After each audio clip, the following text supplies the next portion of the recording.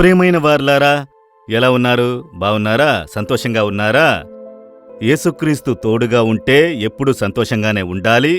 అందుకే కదా దేవుడు ప్రతిదినం మనతో మాట్లాడుచున్నారు. ఆయన మనతో మాట్లాడే ఒక అద్భుతమైన దేవుడు. చూడండి, ఇప్పుడు వెనక చూస్తున్నారు కదా, ఒకటి వ్రాసి ఉన్నారు 40 అని. గాడ్ ఈజ్ ఫెయిత్ఫుల్, దేవుడు నమ్మదగినవాడు అని వ్రాయబడి ఉన్నది. ఎందుకో తెలుసా? 1978 నుండి 2018 అని గుర్తించబడినది కదా. 40 ఏళ్ళు. 1978లో యేసు విడిపించిన పరిచర్య ఒక ప్రార్థన గుంపుగా ప్రారంభించబడింది. 2018లో 40వ సంవత్సరం పరిచర్యను నడిపించినది జ్ఞాపకము చేసుకొనుటకు ఈ యొక్క కార్యము చేసి ఉంచాము. ఇందులో ఏ కార్యము ఎరిగినాము అని అంటే, మన సామర్థ్యము, మన శ్రమ, మన ప్రయాసము, మనం పడిన కష్టము అని ఏదీ లేదు. దీని కారణమే దేవుడు నమ్మదగినవాడు. ఆయన నాకు వాక్కునిచ్చారు, నేను నీకు తోడుగా ఉండి నడిపించెదను. ఆయన నమ్మదగిన వారిగా ఉన్నారు. వాగ్దానమును నెరవేర్చుటలో, నన్ను కాపాడి నడిపించుటలో. కనుక తిరిగి చూసినప్పుడు నా సామర్థ్యం, నా ప్రయత్నము, నా ప్రయాసము ఏదియూ లేదు. దేవుడు నమ్మదగినవాడు, నన్ను పిలిచినవాడు నమ్మదగినవాడు. అందువల్లనే నేను నిలబడ్డాను. దాన్ని నేను గ్రహించున్నట్లు ఈ పరిచర్య దేవుడు నమ్మదగిన వానిగా ఉన్నందున ఈ సేవ ఆశీర్వాదంగా స్థిరపరచబడినది అని బయలుపరచున్నట్లుగా దీన్ని వ్రాసి ఇక్కడ ఉంచాము.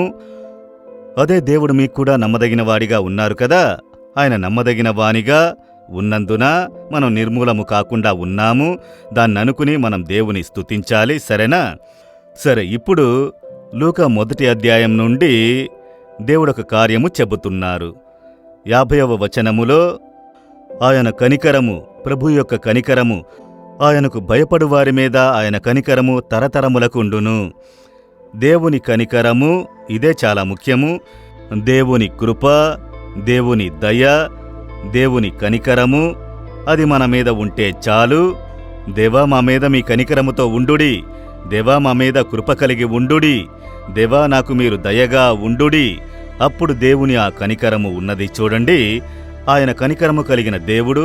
అయితే మన మీద కనికరము చూపాలి. అప్పుడు దేవుని కనికరము తరతరములకు ఒక గొప్ప ఆశీర్వాదము తీసుకుని వచ్చును. ఎవ్వరూ దేవునికి భయపడి ఆయన త్రోవలయందు నడిచెదరో వారి మీద దేవుని కనికరము తరతరములు ఉండునట. మీకు మాత్రమే కాదు, మీ పిల్లలు, పిల్లలకు పిల్లలు, వారి పిల్లలు, తరతరములుగా దేవుని కనికరము, ఆ ఆశీర్వాదము వెంబడించునని చెప్పబడినది. కనుక మీరు దేవునికి భయపడి నడిచినట్లయితే మీ పిల్లలు, మీ పిల్లల పిల్లలు, వారి పిల్లలు ఆశీర్వదించబడుట చూడగలరు. దేవుని భయము లేకుండా కొందరు గర్వంతో నడుచుకుంటారు, చూశారా? వారిని బట్టి పిల్లలకు శాపము వచ్చి కుటుంబములు చాలా కష్టపడుట నేను చూసి ఉన్నాను. కనుక ఆశీర్వాదము, శాపము మీ చేతిలో ఉన్నది. మీరు ప్రభువుకు భయపడి ఆయన త్రోవలో నడిస్తే ఆయన కనికరము, ఆశీర్వాదం కలుగును. మీరు దేవుని విడిచి తొలగి దేవుణ్ణి దుఃఖపరిచే కార్యము చేసినట్లయితే శాపము తరతరములకు వెంబడించును. కనుక దేవా, నేను మీకు భయపడి నడవాలి. మీ కనికరమే నా కుటుంబము మీద, మా తరములకు ఉండాలని సమర్పించుకుని ప్రార్థించుడి. ఆయన నమ్మదగిన దేవుడు. మీరు నిజముగా సమర్పించుకున్నారంటే ఆయన నమ్మదగిన దేవునిగా ఉండి తరతరములకు ఆశీర్వదించి నడిపించెదరు. దేవా, మీకు ముందు నేను నిలబడ్డాను. నేను కొరత కలిగిన వాడను, కొరత కలిగిన దానను. నన్ను క్షమించండి. నేను మీకు భయపడి నడవాలి. మీకు ఇష్టము లేనిది దేన్ని చెయ్యకూడదు.